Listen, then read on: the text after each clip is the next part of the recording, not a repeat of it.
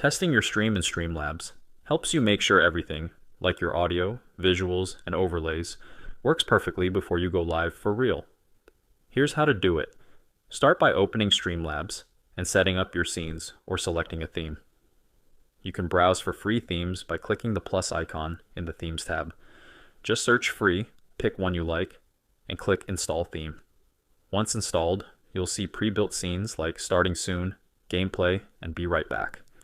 You can customize these later, but for now let's focus on testing.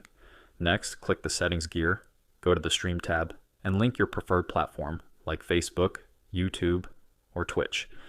Now it's time to test. Click Go Live, and in the window that pops up, name your stream something like Stream Test. Under Privacy Settings, make sure to set it to Only Me on Facebook or Private Josh Unlisted on YouTube so no one else sees it. After confirming and going live, check your stream on the platform to ensure it's working. Look at your overlays, transitions, mic, desktop audio, and webcam. Record at least 30 minutes to spot any issues. Once done, watch the playback. If everything's smooth, you're ready to stream live with confidence. And that's it. That's how to run a test streams in Streamlabs.